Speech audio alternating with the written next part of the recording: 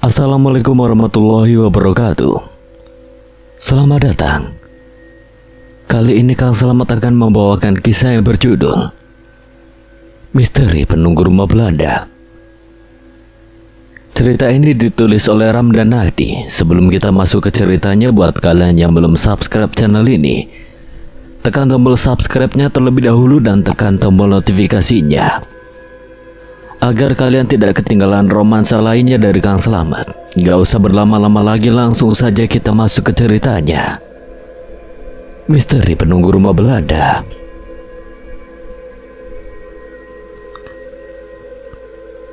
Rumah Belanda lagi, El. Aku melirik Elea, adikku, yang berdiri di samping. Iya, Kak. Apa kamu belum kapok juga tinggal di rumah Belanda? Kak Albi takut. Menurut kamu? Aura kakak sedikit gelap, berarti kakak takut.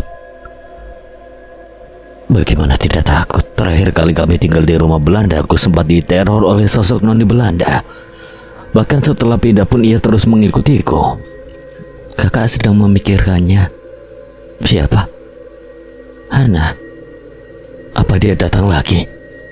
Harusnya kakak tidak memikirkannya, soalnya itu bisa mengundangnya. Suruh dia pergi, El. Dia tidak berani mendekati rumah ini. Kenapa? Nanti kakak juga tahu. Ayo sekarang masuk. Bawa barang kamu, El. Perintahku tapi tidak diindahkan. Ia malah berdiri di teras sembari mengedarkan pandangan. Apa yang kamu lihat? Tidak apa-apa, Kak. Jangan bohong. Terakhir kali kamu bilang tidak ada apa-apa, ya ternyata ada kuntilanak merah. Kakak yang memilih rumah itu kan? Aku cuma tidak mau kakak takut saja. Harusnya kamu jujur dari awal, El. Sekarang kamu harus jawab jujur. Apakah rumah ini aman? Lumayan. Kakak ganti pertanyaannya. Apakah di rumah ini pernah terjadi sesuatu yang mengerikan? Ella mengangguk pelan. Seketika itu tubuhku merinding hebat, diikuti suasana hati yang mendadak sedih. Apa kakak bisa merasakannya? Kenapa kakak tiba-tiba jadi sedih? Kamu jangan iseng, El. Aku hanya mentransfer perasaan salah satu penghuni rumah ini, Kak. Aku sudah pasrah, baru datang sudah mendapatkan sambutan hangat. Namun kini tidak bisa berbuat apa-apa. Membujuknya untuk mencari rumah lain pun percuma. Toh sekarang giliran adikku itu yang memilih rumah. Kakak jangan bengong aja, buka pintunya. Ku ambil kunci di kantong celana lalu membuka pintu.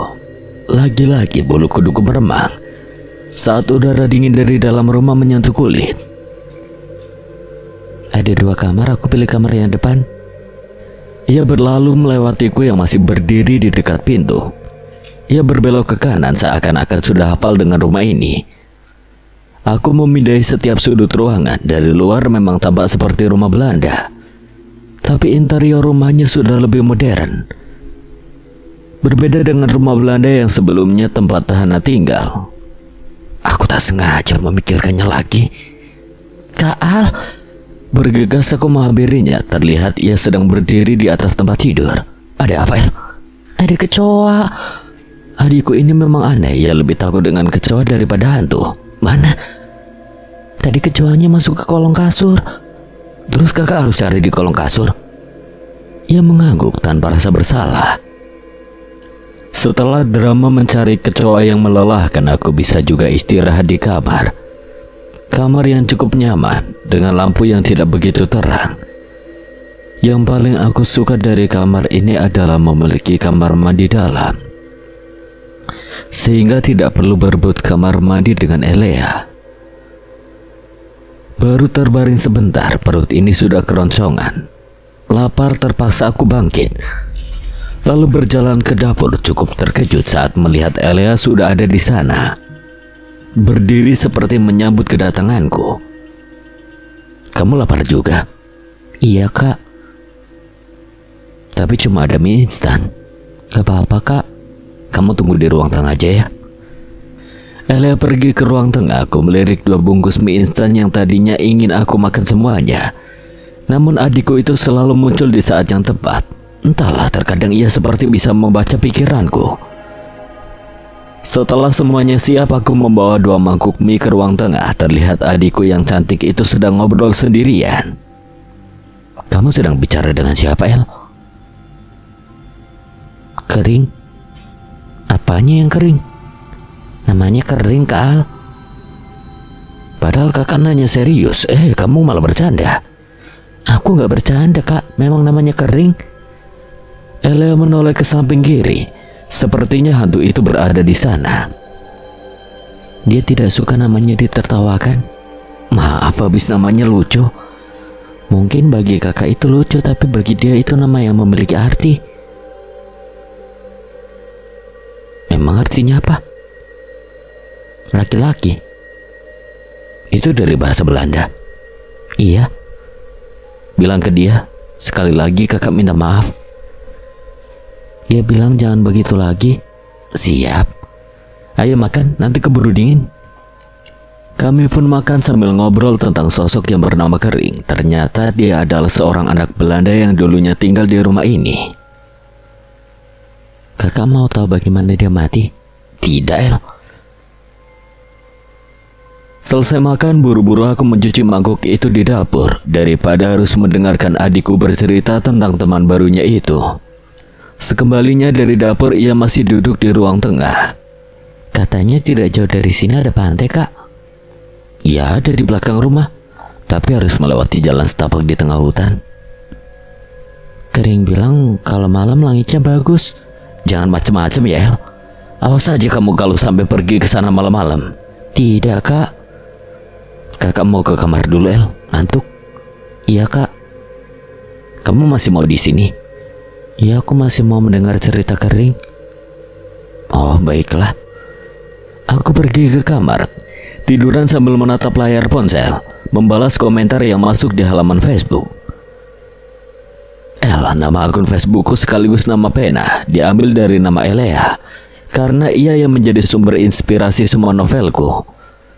Makin lama menatap ponsel, mata ini terasa semakin berat.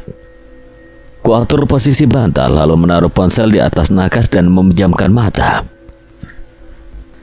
Suara itu berhasil mengganggu tidurku. Dengan mata yang setengah terpejam, aku melirik gorden yang bergerak-gerak. Tolong jangan ganggu. Bangun. Ada suara berbisik di telinga. Sontak aku membuka mata, lalu mengedarkan pandangan. Tidak ada siapa-siapa di kamar. Belum juga 1 hari, tapi gangguan sudah berdatangan. Aku duduk sembari menyandarkan punggung ke tembok. Kurai ponsel lalu melihat jam. Sudah hampir tengah malam. Sepertinya aku tidur terlalu lama. Kasihan El, pasti ia belum makan. Aku bangkit kemudian berjalan ke kamar mandi untuk cuci muka. Terdengar suara orang menjerit. Sontak aku berlari keluar kamar, menuju ke kamar Elea. El. Aku membuka pintu, ternyata Elea sedang duduk di kursi menghadap jendela yang terbuka. Kamu kenapa menjerit, El? Apa kakak mendengarnya? Iya. Itu bukan suara jeritan dari masa sekarang, tapi jeritan dari masa lalu. Jeritan dari masa lalu? Maksud kamu apa? Jeritan dari orang-orang yang dulu dibantai di tempat ini. Mereka sepertinya senang karena suaranya kini bisa didengar. Ucapan Elea membuatku merinding. Apa kamu serius, El? Ia tak menjawab, malah tersenyum lebar. El, jawab pertanyaan kakak. Apa ucapan kamu tadi itu serius? Iya, Kak.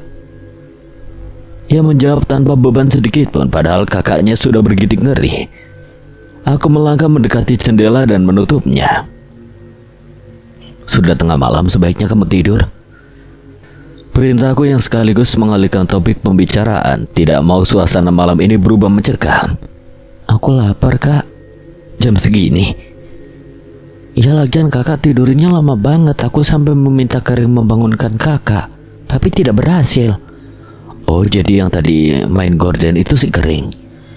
Iya, tapi kakak malah tidur lagi. Kenapa kamu tidak langsung membangunkan kakak? Aku malas keluar kamar. Ya berarti salah kamu sendiri, tengah malam begini cari makan di mana? Memang di sini tidak ada minimarket 24 jam. Kamu tanyakan saja sama si Kering.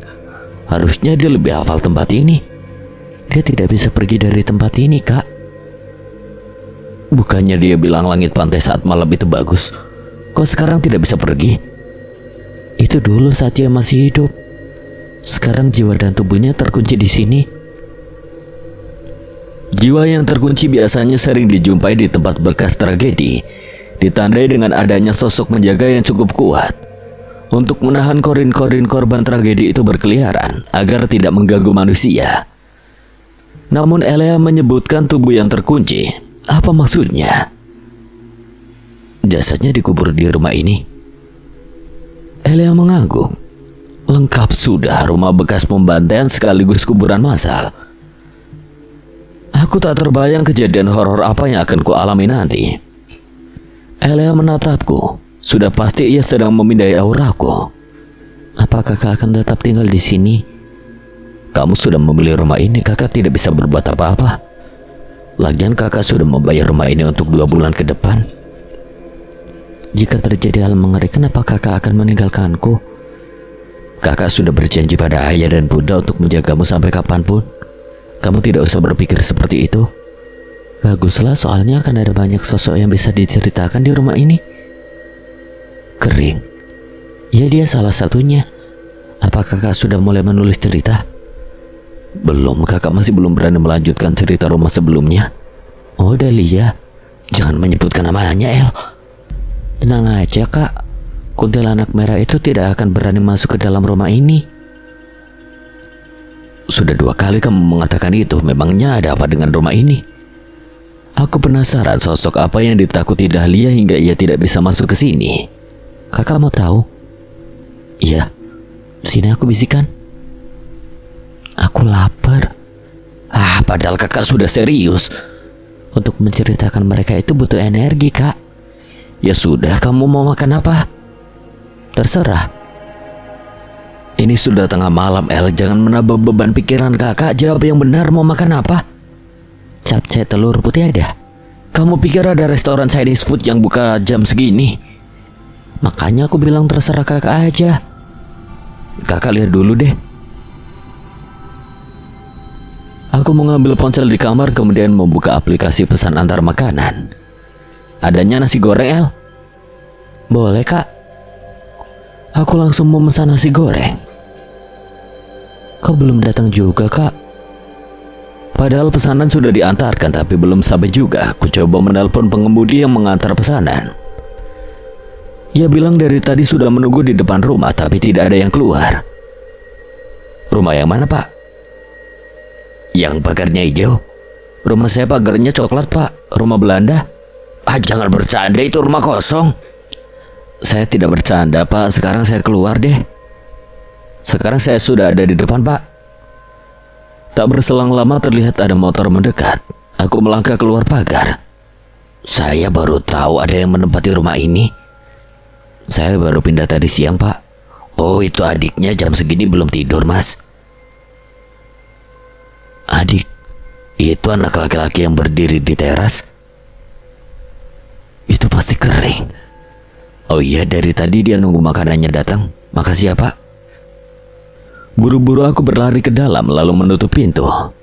Merinding. Kak, Elea tiba-tiba di belakangku. Kakak kenapa teriak? Teman baru kamu tuh kenapa berdiri di depan? Kakak melihat Kering. Bukan kakak tapi yang tadi antar makanan. Oh, padahal Kering ingin berkenalan dengan kakak. Jangan sekarang, kakak belum siap. Katanya oke. Tidak perlu dijawab juga. Ada apa, Kak? Nggak apa-apa. Habis makan langsung tidur ya, El. Jangan begadang. Iya, Kak Al. Cerewet. Aku kembali ke kamar lalu pergi ke kamar mandi untuk menggosok gigi. Di luar terdengar bunyi gorden yang digeser. Sudah pasti itu ulah Kering. Saat keluar kamar mandi, aku langsung berdiri menghadap gorden sambil bertolak pinggang dan melotot. Pergi. Omelku melalui batin. Gorden itu berhenti bergerak. Aku pun bisa tidur dengan tenang. Ada suara langkah kecil berlari-lari di dalam kamar. Aku membuka mata perlahan, suara langkah itu pun menghilang. Saat melihat ke pojok kamar, ada seorang anak kecil berdiri sambil menatapku. Rambutnya pirang, ia mengenakan kemeja berwarna putih dan celana coklat. Senyumannya mengembang meski lampu kamar tidak begitu terang. Aku bisa melihat dengan jelas wajahnya yang pucat. "Kering, jangan ganggu, saya mau tidur." "Kamu menidur di tempatku." Tiba-tiba Kering sudah berdiri di sampingku hingga wajah kami pun saling berhadapan. Dengan cepat kedua tangannya memegang kepalaku. Dalam sekejap suasana kamar sudah berubah seperti zaman dulu, zaman Belanda. Terdengar suara senapan dan orang menjerit dari luar kamar. Spontan membuat pandanganku mengarah ke pintu kayu dengan selot besi besar di tengahnya. Pintu terbuka, terlihat anak kecil berlari masuk ke dalam lalu mengunci pintunya. Ia menoleh padaku. "Kering, Kering." Panggilku tapi ia tidak mendengarnya, malah berlari masuk ke kolong tempat tidur. Papa. Pintu terbuka lebar, seorang tentara Jepang masuk ke dalam. Dengan membawa senapan, tentara itu menggeledah kamar, mencari keberadaan Kering. Kini ia berdiri tepat di samping tempat tidur, kemudian menghentakkan kakinya. Sepertinya tahu kalau Kering ada di kolong, ia menunduk dan menarik tubuh Kering. Kering berteriak meminta tolong, namun tidak ada seorang pun yang datang menolongnya.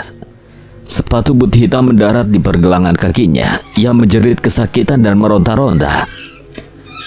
Tentara Jepang itu mengucapkan sesuatu dengan bahasanya, kemudian mengarahkan senapan ke tubuh Kering. Suaranya sungguh memekakkan telinga. Kulihat tubuh Kering sudah tak bergerak, bersimbah darah. Tentara Jepang itu menatap ke arahku dengan sorot mata yang mengerikan. Ia mengarahkan senapannya pada perutku. Aku menjerit sembari memegang perut. Tidak ada darah. Ternyata itu hanya halusinasiku saja. "Kak." Aku berteriak kaget karena melihat Elea sudah berada di sampingku. "El." "Padahal aku hanya memintanya berkenalan, bukan memberi gambaran tentang kematiannya." "Kamu sedang apa di kamar kakak sepagi ini, El?" "Pagi, sekarang udah siang, Kak." "Tapi sayang." "Sayang kenapa?" "Tidak punya pacar." "Daripada kamu tidak punya teman?" "Ada tuh, Kering." "Maksudnya teman manusia?" "Manusia lebih jahat daripada hantu, Kak."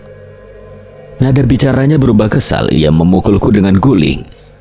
Ia berlari keluar kamar. Selalu begitu, ia yang memulai malah marah duluan. Trauma masa lalunya itu masih terus membekas hingga hari ini, padahal kejadiannya sudah 2 tahun lalu. Sebagai kakak, aku pun merasa gagal tidak bisa menepati janji untuk menjaganya. Menjaga dari teman-temannya pelaku perundungan. Aku beranjak dari tempat tidur, pergi menyusulnya sembari mempersiapkan rayuan-rayuan maut untuk membujuknya. "Kak Al." "Maafin kakak ya, El. Aku juga minta maaf udah bikin kakak kesel." Elea bangkit dan memukulku, kemudian mencubit perutku dengan kencang. "Sakit, El." "El, apa kamu tidak ada niat kembali ke sekolah?" "Seharusnya ia tahun depan sudah masuk SMA." "Kakak udah tahu jawabannya."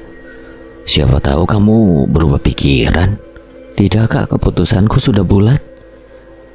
Biasanya Ella akan menghindar setiap ditanya tentang sekolah. Hari ini suasana hatinya pasti sedang baik. "Waktu kamu sekolah dulu apa pernah punya teman dekat?" "Tidak." "Kenapa?" "Mereka semua palsu, Kak." "Palsu gimana?" "Mereka bersikap baik di depan tapi selalu menjelekanku di belakang." "Dari mana kamu tahu mereka menjelekan kamu di belakang?" "Harusnya setelah menulis ratusan cerita horor kakak sudah paham tentang hal itu." "Oh, maksudnya ada teman kamu yang memberitahu?" "Iya." "Soalnya kakak mulai khawatir, El. Udah 2 tahun terakhir ini kamu belum pernah sekalipun berinteraksi dengan manusia." "Sekarang apa aku sedang berinteraksi dengan hantu?" "Maksudnya manusia selain kakak." "Dengan kakak saja sudah cukup." "Bagaimana kalau kakak tidak ada?" "Maksudnya kakak meninggal?" "Yap." "Berarti aku juga tidak ada." Jangan bicara begitu, El. Kamu masih muda, masa depan kamu masih panjang. Daripada membicarakan hal yang tidak penting, lebih baik kakak ambil makanan di depan. Dari tadi kami memang sedang menunggu pesanan makanan datang. Belum datang, El. Udah kok. Terdengar suara klakson. Elia mengangkat kedua alisnya dan tersenyum lebar. Bergegas aku pergi keluar mengambil makanan. Siang ini adikku yang cantik itu akan makan dengan menu favoritnya, capcay telur putih. Makanan yang mengingatkanku pada bunda. Benar kan? Iya. Elia seperti bangga ketika tebakannya benar. Palingan si kering yang memberitahunya. Aku pergi ke dapur mengambil 2 piring nasi dan mangkuk untuk menaruh makanan. Kamu lagi kangen bunda ya, El? Tanyaku, soalnya sudah beberapa hari terakhir ini ia selalu meminta makanan itu. Memang kakak tidak kangen ayah sama bunda? Ya kangen juga, sudah hampir setahun kita tidak ke makam ayah dan bunda. Aku masih mengingat momen itu, momen yang seharusnya menyenangkan malah berubah menjadi duka. Berawal dari rencana liburan keluarga ke pantai, waktu itu bunda tidak terlalu setuju dengan rencana itu. Karena cuaca sedang tidak bagus. Sering hujan, setelah berdiskusi cukup alot, akhirnya bunda setuju dan kami pun berangkat menuju pantai. Namun kami tidak pernah sampai ke sana. Di tengah perjalanan, mobil yang kami tumpangi mengalami kecelakaan parah. Ayah dan bunda meninggal di tempat, sementara aku dan Elia harus menjalani perawatan intensif di rumah sakit. Elia sempat koma selama seminggu, sementara aku harus menerima kenyataan tidak bisa menghindari pemakaman kedua orang tuaku. Bagian terberat dalam hidupku adalah ketika harus memberitahu Elia kalau ayah dan bunda sudah meninggal. Namun ada satu pesan bunda yang paling kuingat. Tepat di malam sebelum kami berangkat liburan. Saat itu kami sedang ngobrol berdua di ruang tengah. Tiba-tiba bunda berkata, "Kalau bunda tidak ada, tolong jaga Elia." Pesannya, aku pikir itu hanya pesan biasa, tapi ternyata itu adalah pesan terakhir bunda. Kak, kenapa nangis? Siapa yang nangis? Itu ada air mata. Oh, ini keringat. Soalnya ayam rica-ricanya pedas. Jangan bohong, kakak lagi mikirin bunda kan? Dari mana kamu tahu? Tuh kan benar tebakan aku. Iya, El. Apa kalau kakak memikirkan bunda dia bisa datang? Bunda bukan hantu, kak. Bunda bisa saja datang tapi melalui mimpi. Semoga saja malam ini bunda datang ke mimpi kakak. Hati-hati, malah nanti sosok lain yang datang. Jangan dong, El. Aku tidak bisa mengatur mereka, kak. Tapi sudah banyak sosok yang antri ingin berkenalan sama kakak. Siapa tahu kakak mau membuat tulisan tentang mereka. Kan sudah kakak bilang cerita tentang rumah sebelumnya saja belum selesai. Kakak jangan takut sama si kuntilanak merah itu, dia tidak terlalu kuat. Tidak kuat bagaimana, dia sudah makan banyak korban. Korbannya itu orang-orang lemah, kak. Kalau orang sekuat kakak sih harusnya tidak terpengaruh dengan kehadirannya.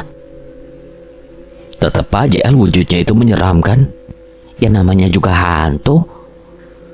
Malam kedua di rumah ini udara terasa begitu dingin padahal sedang tidak hujan. El? Yap.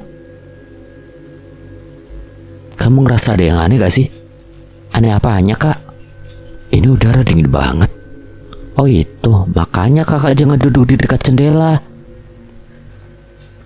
Dari tadi aku memang sedang menulis cerita di laptop sembari menghadap jendela. Namun udara dingin ini baru terasa sekarang. Tapi tadi tidak sedingin ini, El. Mungkin ada yang apa? Jangan bilang ada yang nempel. Apa yang nempel? Cicak.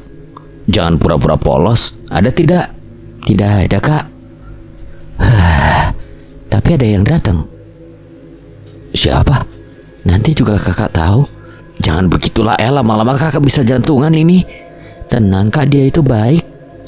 Tolong, El, kakak mau tidur nyenyak malam ini. Serius, kak, dia itu baik. Memang wujudnya seperti apa? Rahasia. Elia beranjak dari tempat tidur, kemudian berlari keluar. Sial. Pasti sebentar lagi makhluk itu datang. Aku mengedarkan pandangan, tiba-tiba bulu kuduku ini meremang. Ih. Sontak aku melompat ke tempat tidur lalu menyembunyikan tubuh di balik selimut. Samar terdengar suara ringkikan kuda. El! Pintu kamar terbuka lalu terdengar langkah kaki. Sontak aku mengintip dari celah selimut. Tidak ada siapa-siapa di sana. Aku merasakan ada yang melompat ke tempat tidur. Elea! Teriakku sekencang mungkin, masih bersembunyi di bawah selimut. Tiba-tiba selimutku ditarik kencang. Terbuka, aku berteriak saat melihat Elea sudah ada di hadapanku. El! Kakak lemah baru mendengar suaranya saja sudah ketakutan. Padahal dia yang membuat Dahlia dan Hana tidak bisa masuk ke rumah ini. Kakak takut, El. Seharusnya kakak berterima kasih padanya, bukan malah bersembunyi di balik selimut. Memangnya dia siapa sih? Kok bisa ditakuti? Pasti wujudnya serem. Apa jangan-jangan dia itu kuntilanak laki-laki? Aku pernah baca sebuah cerita tentang kuntilanak laki-laki yang bentuknya setengah kuda. Katanya kalau ia datang akan terdengar suara kuda atau lonceng. Aku langsung merinding ketika mengingat cerita itu. Sembarangan, dia itu sosok yang positif, Kak. Malah disamakan dengan kuntilanak laki-laki. Suaranya sama. Tidak semua yang bersuara kuda itu kuntilanak laki-laki, Kak. Habisnya kakak tanya wujudnya, kamu malah bilang rahasia. Dia ingin berkenalan langsung, jadi kakak yang harus melihatnya sendiri. Ya udah, sekarang bilang sama dia kalau kakak sudah siap. Ya udah, pergi. Kemana? Ya mana aku tahu. Kok malah kamu yang marah? Habisnya kakak bikin malu. Tolong bilang maaf ke dia, kakak minta maaf. Semoga aja dia bisa memaafkan kakak. Takutnya dia marah dan membiarkan sosok apapun masuk ke rumah ini. Jangan gitu dong, El. Ya itu kan salah kakak sendiri. El. Kini aku sendirian, tidak tahu harus melakukan apa jika ada sosok lain yang datang. Bersembunyi di balik selimut atau menyambutnya dengan senyum. Entahlah. Terkadang aku bingung dengan dunia perhantuan. Malam sudah semakin larut, aku masih belum bisa tidur juga. Suara ringkikan kuda itu masih terngiang di telingaku. Katanya sosok yang baik dan positif, tapi kenapa suaranya membuat jantung ini berdebar kencang? Kupejamkan mata seraya menarik napas panjang, berusaha untuk menenangkan pikiran. Terdengar suara jeritan seorang wanita kencang sekali. Suaranya berasal dari luar rumah. Spontan aku menarik selimut untuk menutupi tubuh ini. Ingin pergi ke kamar Elea, tapi ini sudah tengah malam. Aku tidak mau mengganggu tidurnya. Suara itu kembali terdengar, kini lengkap dengan tangisan dan rintihan minta tolong. Suara itu kini terdengar begitu dekat. Dari logatnya jelas sekali hantu ini bukan berasal dari Indonesia. Pergi, jangan ganggu saya! Teriakku, namun suara minta tolong itu tetap terdengar.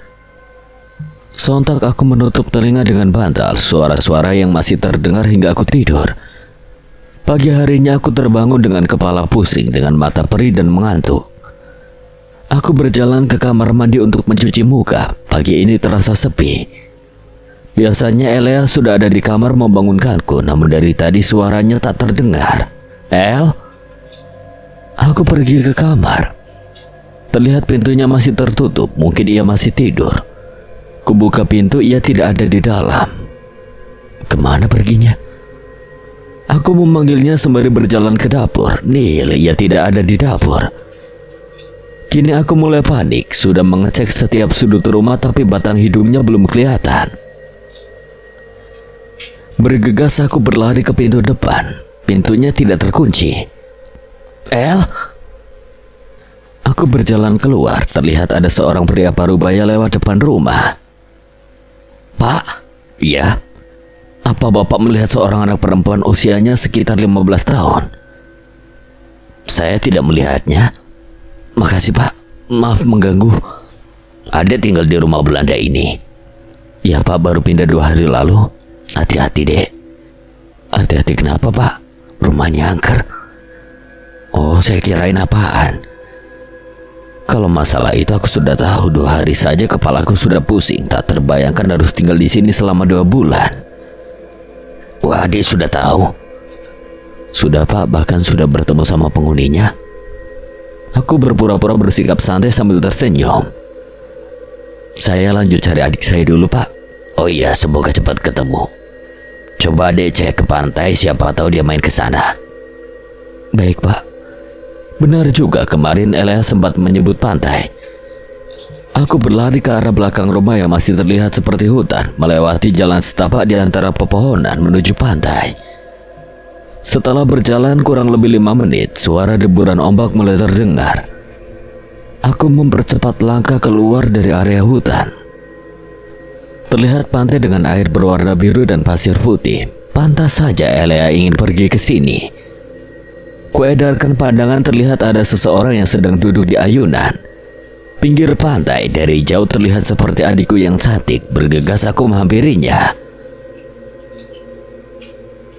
El? Ia menoleh dengan senyum yang mengembang.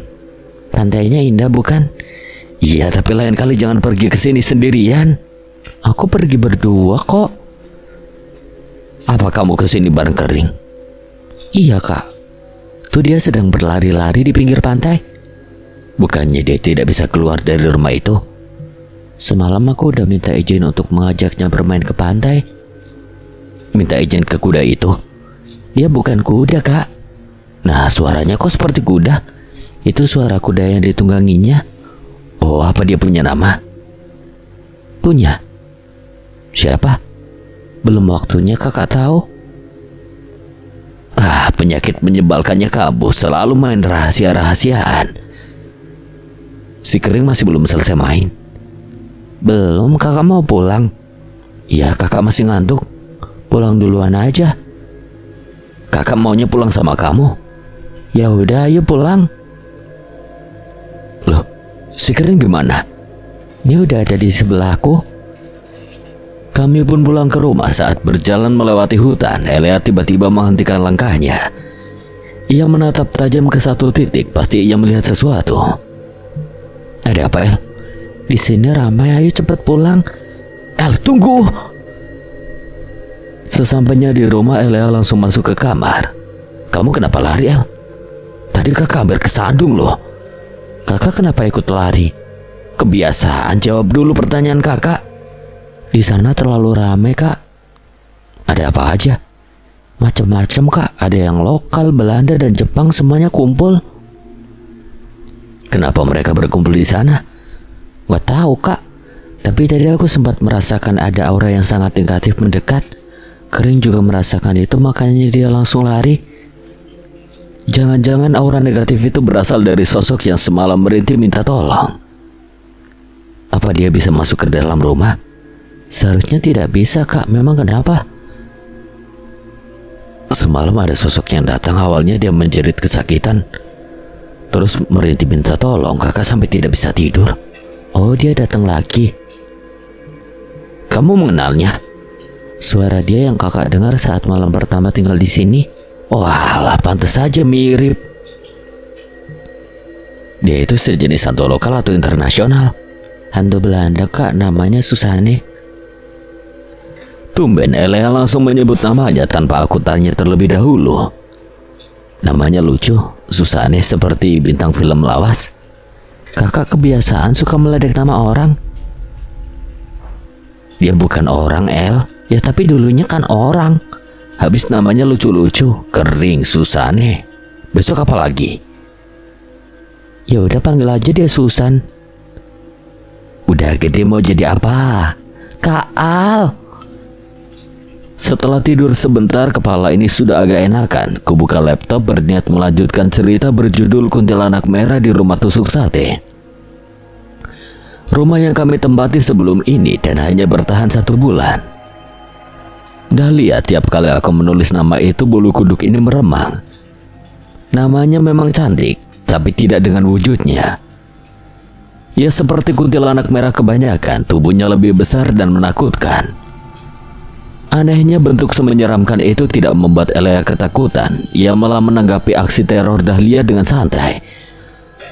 Bahkan beberapa kali Dahlia jadi korban omelan adikku itu, sementara aku harus tetap waras di antara dua makhluk mengerikan yang sering berseteru, Elea dan Dahlia. Pada awalnya Elea menolak untuk pindah dari rumah itu, namun ketika melihat kondisiku sudah mulai sakit-sakitan, ia akhirnya mengalah, tentunya dengan satu syarat. Ia yang akan memilih rumah selanjutnya. Ia pun memilih rumah ini. Kakak lagi apa? Kakak terlalu berlebihan. Kakak sedang menulis cerita yang mana? Rumah tusuk sate. Oh, si Dahlia, aku jadi kangen menjambak rambutnya yang mirip sapu Ijuki itu. Gara-gara ulah kamu itu dia jadi marah-marah sama kakak. Ya karena kakak terlalu takut padanya, jadi dia bisa dengan mudah meneror kakak. Padahal kalau kakak lebih berani bisa bantu aku jambak rambutnya. Aku tidak bisa membayangkan menjambak rambut Dahlia yang gimbal dan panjang itu. Kamu aja kakak tidak ikut-ikutan. Kakak masih takut sama dia? Masih. Kenapa? Ya karena serem, gitu aja nanya. Kayaknya lebih serem wanita yang dari tadi melihat kakak dari pohon itu deh. Pohon mana? Itu. Dia gelantungan di pohon sana. Gelantungan pakai kaki. Kakak itu penakut tapi suka ngomong sembarangan. Pantas selalu diincar sama hantu. Lagian kamu bicaranya gak jelas. Dia gelantungan pakai tali. Kayak ayunan. Bukan, talinya diikat di leher. Maksud kamu bunuh diri? Bukan. Terus apa dong? Tidak mungkin kan dia lagi main panjat tali? Tuh kan kakak bicara sembarangan lagi, nanti dia marah loh. Kamu yang salah mancing-mancing imajinasi kakak aja. Dia digantung di sana, Kak. Pasti ada alasannya kenapa dia sampai digantung. Itu hukuman untuknya. Hukuman? Memang apa yang dia lakukan? Dia berkhianat, Kak. Berkhianat gimana? Elea bercerita kalau wanita itu adalah seorang pribumi yang kerja sebagai pembantu di rumah ini. Namun ia berkhianat, memberikan informasi kalau rumah ini sedang tidak ada penjagaan, sehingga tentara Jepang bisa menyerbu rumah ini dan membantai semua orang yang ada di sini. Banyak orang Belanda dan pribumi yang tewas akibat ulahnya, Kak. Jadi sudah sepatutnya dia digantung di sana. Apa Kering salah satu korbannya? Ya termasuk Susane. Mau kemana, El? Ke kamar. Tutup pintunya. Perintahku, namun ia tidak mengindahkan. Aku bangkit untuk menutup pintu, kemudian menutup jendela dan membawa laptop ke tempat tidur. Cerita Elea tadi membuatku takut duduk di depan jendela. Aku meregangkan otot setelah mengetik 2 bab cerita. Kulirik jam di sudut kanan layar. Pukul 5 sore, biasanya Elea sudah berteriak-teriak minta makan. Aku berjalan keluar sembari menyalakan lampu, kemudian menghampiri Elea di kamar.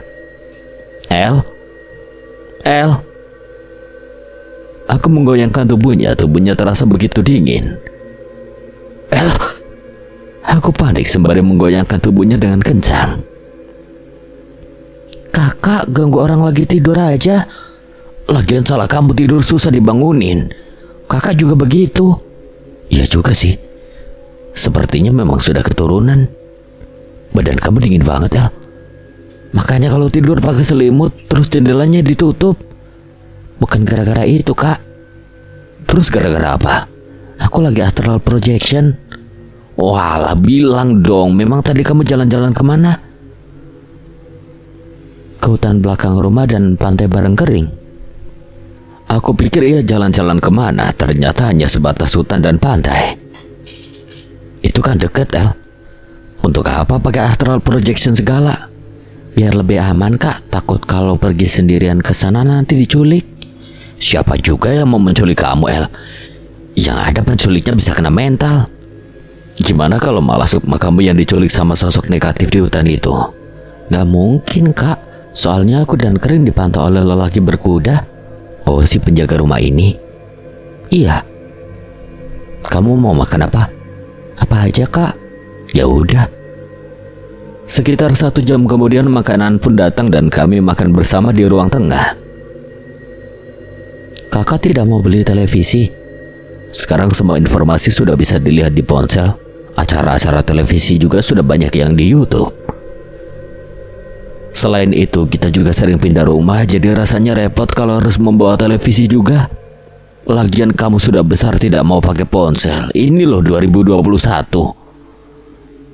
Anak kecil aja udah bawa ponsel kemana-mana.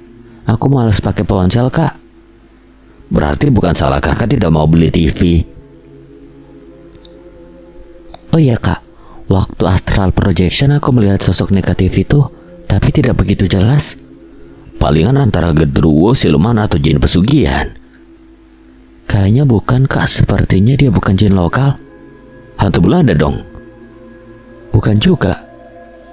Dari yang aku lihat sekilas sih ukuran badannya besar banget seperti raksasa. Genderuwo itu? Bukan, Kak, ini jauh lebih besar. Jin pesugihan biasanya memiliki ukuran yang besar. Kan udah dibilang bukan jin lokal. Aku lihat di sekitarnya banyak tentara, Kak. Tentara Jepang? Ya tentara Jepang aja. Elea celingak-celinguk. Ada apa, El? Aku takut dia mendengar dan masuk ke rumah ini, Kak. Ya udah, jangan diceritain. Jarang sekali aku melihat Elea ketakutan, namun aku masih penasaran dengan ucapannya tadi. Tentara Jepangnya kenapa, El? Kakak mau tahu? Iya. Semua tanpa kepala. Tanpa kepala? Saking kagetnya aku sampai mengulang ucapannya dengan lantang. Kakak. Elea menutup mulutku, terdengar suara derap sepatu tentara. El, apa mereka datang? Iya. Suara derap langkah itu terdengar semakin jelas tepat dari balik pintu depan. El, kakak jangan takut. Kakak yang memanggilnya, harusnya kakak juga yang menghadapinya. Kan itu kamu yang mancing, El. Kakak tenang aja, mereka sebentar lagi akan pergi. Tak berselang lama suara langkah itu berpindah dari depan menuju samping dan menghilang ke belakang. Kenapa mereka masih berkeliaran di sini sih, El? Mereka adalah orang-orang yang ditinggalkan. Maksudnya? Jiwa mereka tergantung-gantung, Kak. Tidak bisa pulang ke tempat asalnya dan tidak diterima di tempat ini. Lalu sampai kapan mereka akan seperti itu? Ya mana aku tahu, Kak. Kakak tanya saja sendiri. Biasa aja kali, El. Habisnya kakak terlalu banyak nanya. Ya namanya juga penasaran.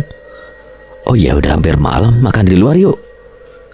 Sesekali aku ingin sekali mengajaknya makan di luar, namun ia selalu menolaknya. Semoga saja hari ini ia setuju. Elea menggelengkan kepala. Kakak pesan online aja. Kamu ini, El, kan kakak ingin sekali punya foto kenangan kita makan berdua. Foto sekarang aja. Beda atmosfernya dengan makan di restoran. Memang kakak mau makan di restoran langit? Hah? Restoran langit? Seperti yang ada di Dubai. Atmosfer itu ada di langit kan? Oh, kamu lagi bercanda. Bilang dong. Makanya jadi orang tuh jangan terlalu serius plus memasang wajah datar. Ih, aku panggil Susan nih biar nemenin kakak malam ini. El, kebiasaan ih. Ia selalu mengancamku dengan teman-teman gaibnya itu. Menyebalkan. Malam ini sengaja aku mengunci kamar, tidak mau Elea tiba-tiba masuk dan mengagetkanku di pagi hari. Aku menutup mata sembari menenangkan pikiran dan menarik napas perlahan. Tak boleh sedikit pun terlintas pikiran-pikiran negatif tentang tempat ini. Ku tarik selimut hingga menutupi dada. Hangat. Rasa nyaman ini akhirnya membuatku mengantuk. Terdengar langkah cepat di dalam kamar. Aku mendengus kesal. Baru saja hampir terlelap sudah ada yang datang mengganggu. Pasti ini ulah si Kering. Kering, tolong jangan ganggu saya. Pergi ke kamar Elea saja. Langkah itu kembali terdengar, diikuti suara pintu kamar mandi yang terbuka. Kering, saya mohon pergi dari kamar ini. Bunyi engsel yang berderit sungguh membuat telingaku terasa linu. Kering, pergi. Aku berteriak seraya membuka mata. Mataku terbelalak saat melihat ke arah kamar mandi. Ada seorang wanita Belanda sedang berdiri menatapku dengan wajahnya yang sangat pucat. Lingkaran hitam di sekeliling matanya membuat ia semakin menakutkan. Siapa kamu? Susane, orang yang kamu tertawakan. Maaf, saya tidak bermaksud menertawakanmu. Kamu tidak sopan. Sekali lagi saya mohon maaf. Minta maaf tapi tidak menatap saya secara langsung sangat tidak sopan. Aku membuka mata perlahan, melirik ke tempat ia berdiri. Tidak ada. Saya di sini. Spontan aku melihat ke atas. Susanne sedang merayap di langit-langit kemudian melompat ke arahku. El! Aku berteriak kencang, namun Susanne sudah lebih dulu mendarat di tubuhku. Aku merasa ada benturan yang cukup keras. Seketika itu semua menjadi gelap gulita, namun aku masih bisa merasakan tubuh ini seperti terjun bebas. Aku membuka mata melihat langit cerah berwarna biru. Kuedarkan pandangan. Ada hamparan pasir dan ombak. Kenapa mirip sekali dengan Mamat? Ada suara anak kecil di belakangku. Spontan aku menoleh. Kering. Ya, wajahnya mirip sekali dengan Kering. Mamat, kenapa kamu berbaring di pasir? Suara dan logatnya sangat khas. Lucu melihat anak Belanda bisa berbahasa Indonesia. Namun siapa Mamat? Kembali kuedarkan pandangan mencari keberadaannya. Tidak ada orang lain di pantai. Siapa Mamat? Kamu Mamat. Namaku Albi. Kamu Mamat, ayo pulang, nanti Susanne marah.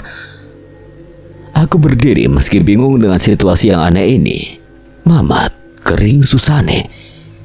Jangan bilang aku kembali ke masa lalu lagi. Tidak. Bangun Al, bangun. Ku coba membangunkan diri tapi tidak bisa. El, tolong kakak. Siapa El dan untuk apa kamu meminta tolong? El itu adikku. Kamu tidak punya adik Mamat, ayo pulang sebelum Susanne datang ke sini dan menyeretmu karena sudah mengajakku ke pantai. El, tolong kakak. Aku terus mengucapkan kata itu di dalam hati, tidak mau lagi melihat kejadian mengerikan yang menimpa Kering untuk kedua kalinya. Kami melangkah menyusuri jalan setapak di tengah hutan yang sama. Begitu pula dengan pepohonannya. Yang membedakan adalah suasananya masih normal, tidak mencekam. Kami tiba di depan rumah. Seorang wanita berwajah pribumi keluar menyambut kedatangan kami. Wajahnya terlihat tidak begitu senang. Ia tersenyum pada Kering lalu memintanya masuk ke dalam. Setelah itu menghalangi jalanku saat aku masuk ke dalam. Ada apa? Kenapa kamu membawanya pulang? Dia memaksa untuk pulang. Seharusnya kamu cegah, dasar bodoh. Apa katamu siapa yang bodoh? Aku meninggikan suara meski ini bukan tubuhku, tapi sangat kesal mendengar ucapannya itu. Ya kamu bodoh, sudahlah. Sebaiknya kamu mati bersama mereka. Wanita itu pergi berlari ke belakang rumah sementara aku masih mencerna ucapannya. Mati bersama mereka? Apa jangan-jangan hari ini peristiwa pembantaian itu terjadi? Bergegas aku pergi dan masuk ke dalam, kemudian mengajak Kering pergi ke pantai. Susanne sebentar lagi datang, saya tidak mau kena omelnya. Kini aku berburu dengan waktu. Bila tidak cepat keluar dari rumah ini, kami pasti akan mati. Terpaksa aku mengangkat tubuh mungilnya itu lalu membawanya keluar. Lepaskan Mamat, nanti saya laporkan pada papa. Aku tidak memperdulikan rengekannya, terus menggotongnya hingga depan rumah. Namun langkahku terhenti saat melihat ada wanita Belanda berambut pirang berdiri di luar pagar. Ia ditemani oleh beberapa pengawal dan orang pribumi. Susanne. Apa yang sedang kau lakukan, Mamat? Susanne, tolong, Mamat ingin membawaku pergi. Jawab, Mamat. Salah satu pengawal itu sudah menodongkan senjata padaku. Kini aku terjebak dalam situasi yang sulit. Antara mati di tangan pengawal ini atau mati di tangan tentara Jepang. Saya hanya ingin mengajaknya ke pantai. Benar. Iya, Mamat ingin mengajakku ke pantai. Padahal saya sudah bilang jangan sembarangan mengajak Kering ke pantai, berbahaya. Kamu tidak ingat kalau tentara Jepang sudah memasuki kota ini? Maafkan saya. Kering tertawa sembari menarik tanganku. Temani saya main di sini. Jangan. Susanne mencegahku pergi. Apa yang ia inginkan dariku?